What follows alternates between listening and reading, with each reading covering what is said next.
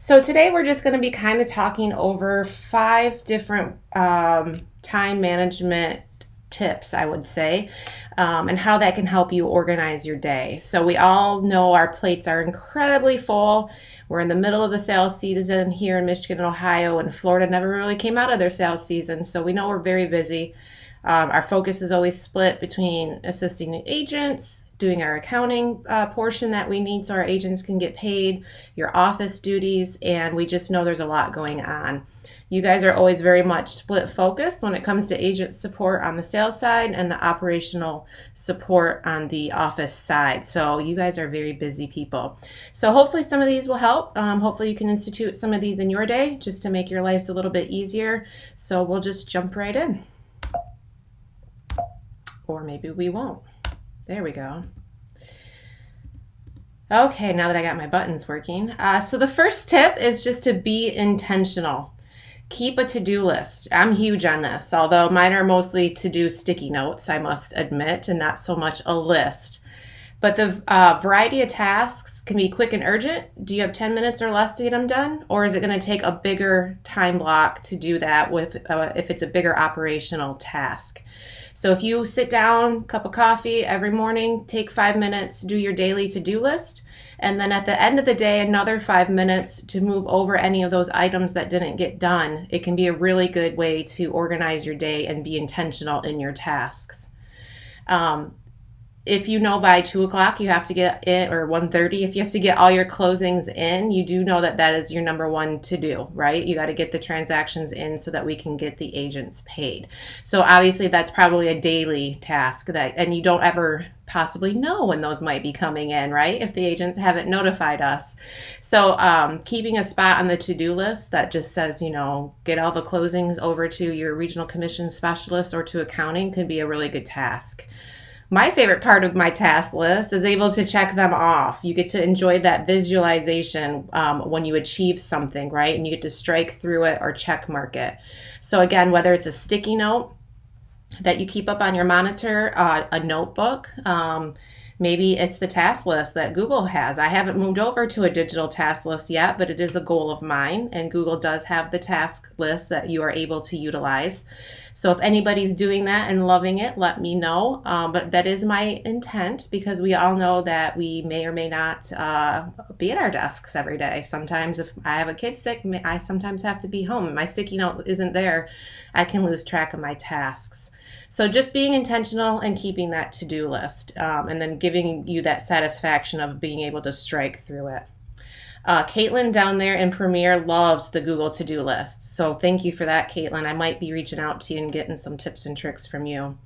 And Tia, I agree with you. I use my Google Calendar all the time. And yeah, you can mark them as done when you do finish them. So that's a great tip there, Tia. I very much am immersed in the Google world, as I hope you guys are as well. And the products just work so well together that it is really nice to be able to utilize those. So I'll let you guys know. I'll help you guys keep me accountable to getting moved over to the Google To Do. And here we go with my buttons again. I think it may fall asleep on me. There we go. So I'm a huge Office fan, probably no big surprise to a bunch of you. Sometimes it feels like the show is our lives. So just a funny little meme on the end of each slide here. Second one, after be intentional, is be prioritized. Rank those tasks. So as we spoke, we have a very specific timeline on when we need to get those closings in order to get our agents paid, in order to allow accounting to do their portion of that task. So we do have to prioritize our tasks. You know that you're going to be doing all your closings that get turned in before 2 o'clock. You're not going to hold them for the end of the day and do it at 4 o'clock. So we really do need to rank the tasks. Now, if it's supply ordering day and it's Wednesday, that's a priority, right? You can't push that off until the next day. If it's sweeping out the back hallway because there's some leaves that have blown in, not immediate need, right? That can go at the bottom of your rank list, which is also a nice reason to use a digital version of a to-do list, because you can move them around a lot easier than you can with handwritten notes on a sticky note. So this will really guide you through your day of importance. Obviously, step one is usually make coffee, right? Whether it's for yourselves or for the agents in the office, opening the office. So sometimes it doesn't need to be a huge task to rank the tasks, but it is really effective, because then you, let me move this box, then you're not lured into the non-urgent things that can just take a lot of time and be a time suck. So ranking those priorities is important, along with, is it a 10-minute task or is it an hour and a half task? So being able to notate that as well so that you can really prioritize your day is important as well. And again, Michael Scott, when I discovered YouTube, I didn't work for 5 days. Not suggesting we do that, but we do like our YouTube channels here. We have all of our trainings saved on the Schmidt Video Classroom. So just a funny little meme there. But first is to be intentional and to make that to-do list. And then second, go ahead and rank those tasks so you know what is important and the best use of your time. Be focused. We all have distractions. I'm sitting in Paul's office right now so that Tom can't walk in while I'm doing my recording, because we have to be focused, but we have distractions. And that's just the name of the game when you're in the service industry that you guys are, because our agents, again, are our customers, and you do need to be able to service them. So they can be a distraction.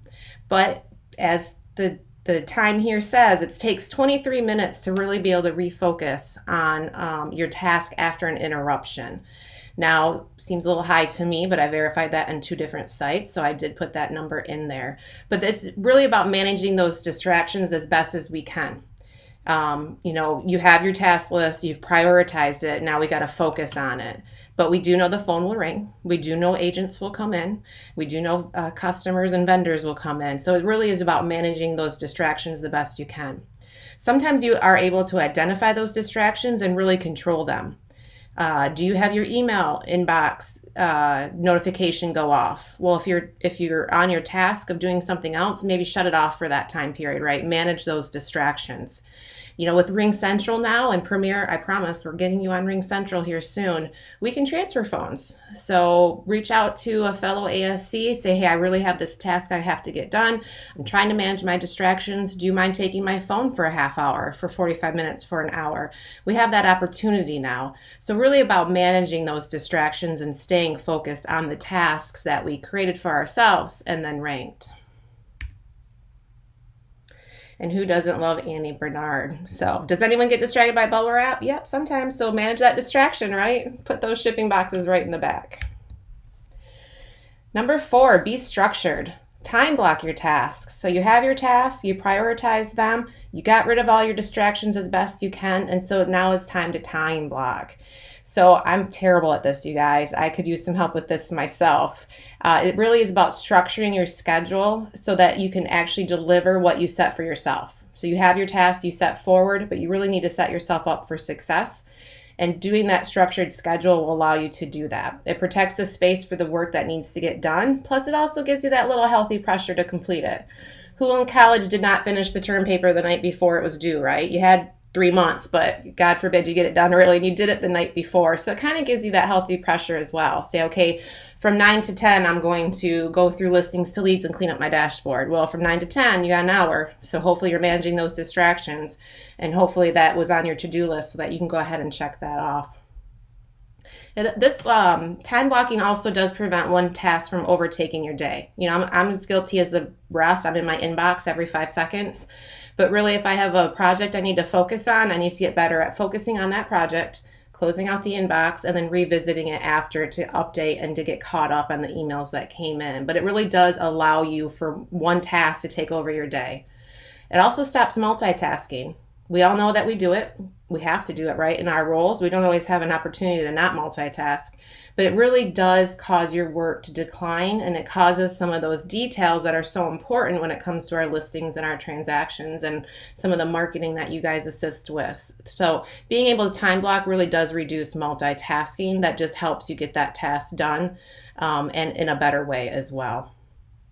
We are most productive when we do focus on one thing at a time. And I think can all admit to that, although it's not easy to do. And it's not easy for me to do as well. But some of those things can be important. You have your tasks. You can block out certain times in the day to do that. Obviously, you'll have a few distractions, but mitigating them as much as possible is important to help you get things done. And good old Michael Scott, oh God, my mind is going a mile an hour. He never was guilty of multitasking, I must say. Be self-aware. So track your time. You can't improve how you use your time without understanding actually how it's being used in the first place, right? It will give you insight and self-awareness so that you can make effective changes. So sometimes it's a hidden time suck. We don't really know why we're so busy, but when we really are intentional, so not only having a task list, but having your done list, like I spent X amount of time doing this, could be efficiencies out there. Maybe it's efficiencies with a fellow ASC. Maybe you could share tasks. Maybe it's an efficiency with a better process. And you can always reach out if you're having that issue in your offices, and we can just brainstorm to see if we can get that process to be more efficient. But until you're self-aware and tracking your time, it's really hard to judge what is taking up so much time, and A, should it be?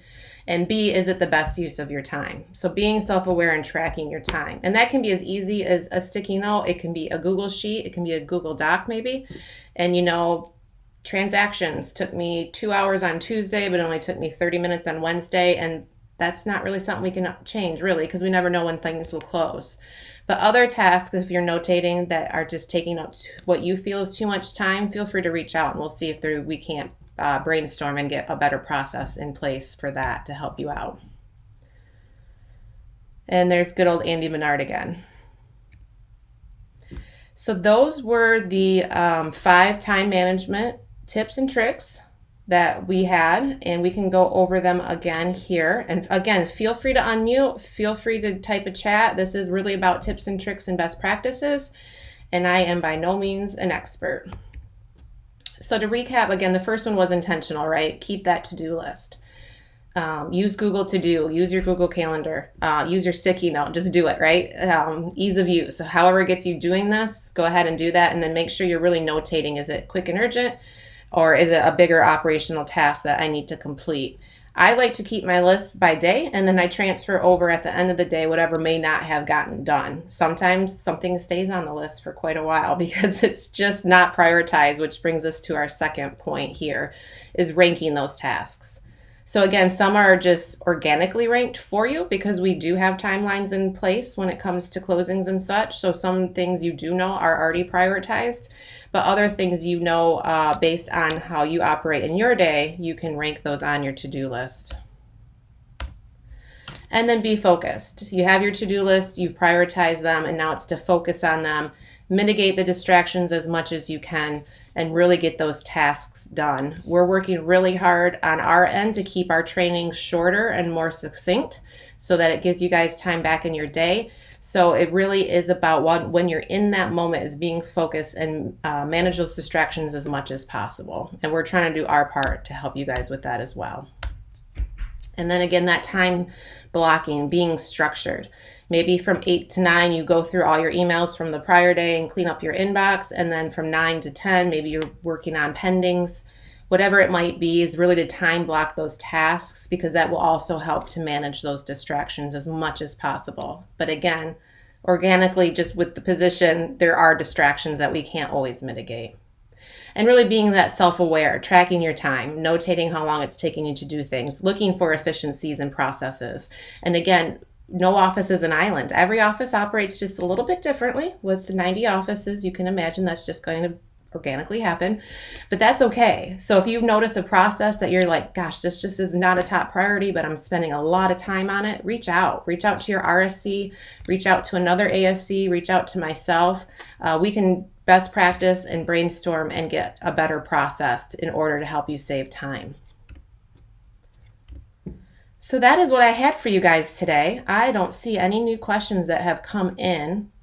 I will send out the link to this document if you guys want to share with your agents in the office.